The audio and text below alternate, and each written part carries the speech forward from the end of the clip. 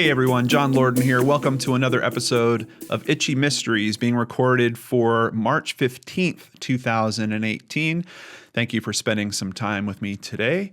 The film we're looking into today is called Alien Boy, The Life and Death of James Chasse. And despite the name Alien Boy, it's not about looking for UFOs, which I certainly do on this channel from time to time. This is a bit of a heavier topic. The IMDB description for the plot here is very brief. How the death and life of James Chasse changed a city. So we're actually going to also jump over to Wikipedia and take a look at their description there, get a little more idea of what this film's about. Alien Boy, The Life and Death of James Chasse is an American feature-length documentary film released in 2013 and directed by Brian Lindstrom. The film explores issues of police accountability in the case of James Chasse, a man with schizophrenia who was killed by Portland, Oregon police officers in 2006. Yeah, a bit heavier than the title might imply. And quite honestly, even that description really doesn't get the full scope of this film. The way that I see this film, it's actually broken into three parts. The first third are about kind of James Chasse's youth, his upbringing, the type of stuff he's into. He's into punk rock. He's into art. He's publishing his own alternative newspaper. He's doing a lot of interesting things, really has a pretty strong artistic touch. He even winds up influencing some of his favorite bands to write songs about him at a very young age. It's a really interesting story. I've got a thing for punk rock, so I really liked that aspect of it. You even get a brief clip of Nirvana in the middle of this as well. But the second third kind of moves from that to a person that doesn't feel like they fit into society. And you start to get the sense that James is dealing with more than just feeling like an outsider. And you do come to learn that he is also schizophrenic. And then the last third is really about what happens in the interaction between him and the police and analyzing all that. This film really hits it from a perspective that is very strong about what happened here was wrong. The people that were involved with his death should be held accountable. And it's hard to argue with that. It's really hard to. But the film does miss an opportunity to kind of show the opposite end of that story. And one question in particular that I was really hoping that they would address and they didn't quite get to, and that is how are police supposed to distinguish situations where they're dealing with someone that might have some type of mental disability as opposed to someone that is high on drugs or drunk or some other type of public nuisance where that isn't the case. And I think they laid out some of the pieces for that conversation in this film, but they just really didn't hit that point kind of strong enough for me personally. They were much more focused on showing the cops to have taken a bunch of missteps in this case, which, like I said, is really hard to dispute. But outside of that, it's a bit of a tough watch. That's why I wanted to break it into the thirds that I was telling you about. The first two thirds for me were really, really captivating.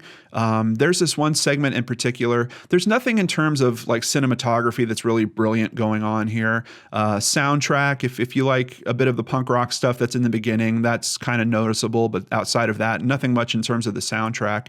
But when they're showing his artwork and the paper that he was, publishing by himself, they do this really cool form of really simple animation where they're showing his drawings and then the words look like they're being written as they're coming up on the screen.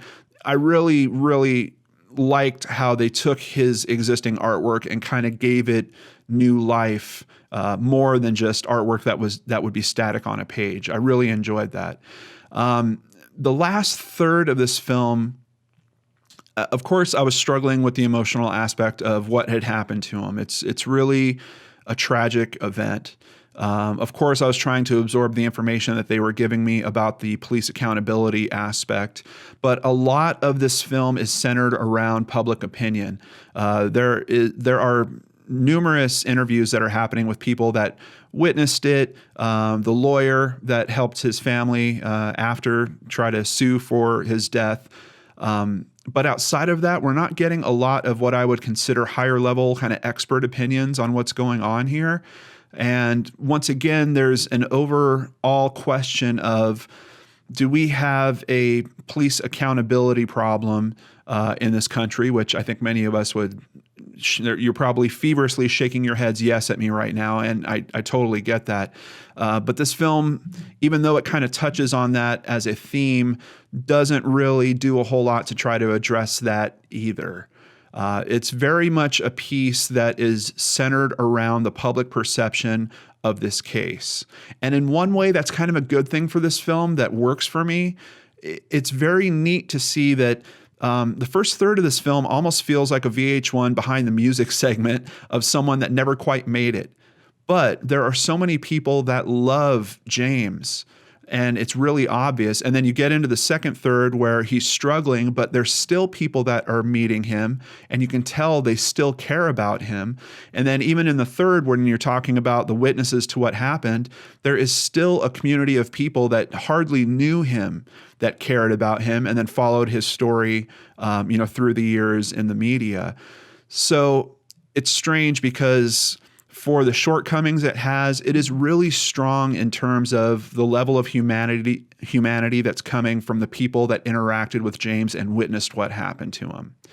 And that's a great juxtaposition for seeing the kind of lacking of humanity on the part of one of the police officers in particular, and his choice to not really understand this situation and try to boil it down to a very simple occurrence that he just doesn't seem to learn quite a lot from, which is extremely unfortunate. But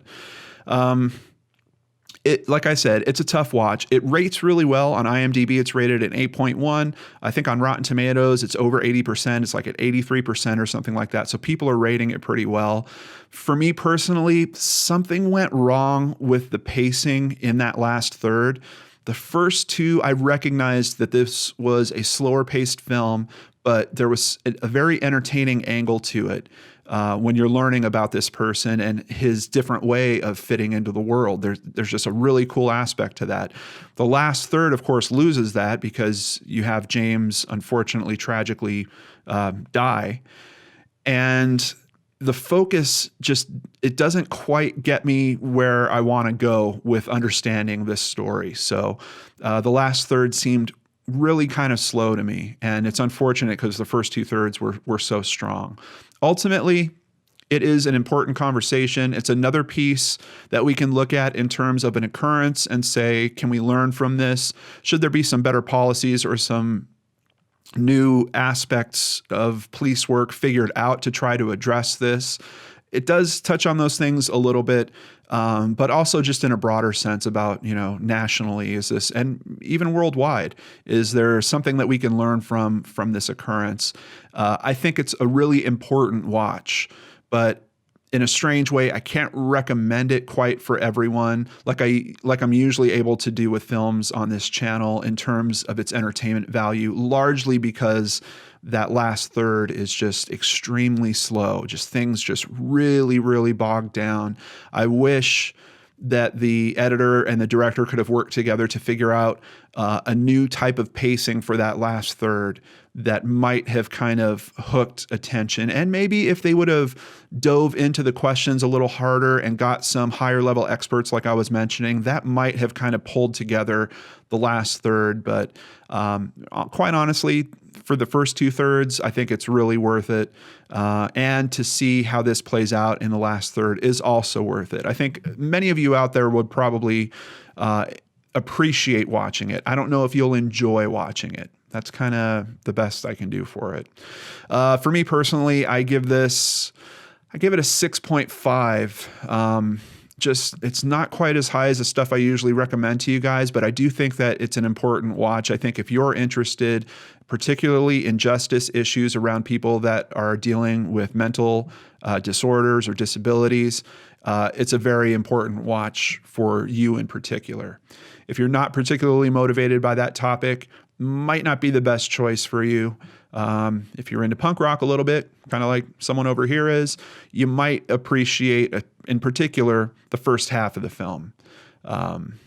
But there's a lot of other things going on with this film, which is, in one way, it's a good thing. This is a very deep and involved film.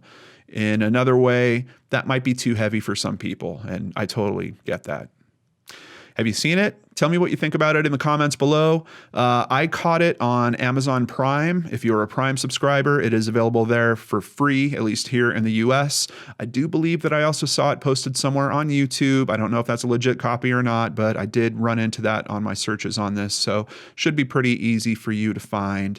Alien Boy, The Life and Death of James Chasse. Thank you so much for spending some time with me today on Itchy Mysteries. I appreciate each and every one of you out there. Come back tomorrow for a new brain scratch right here on the Lord and Arts channel.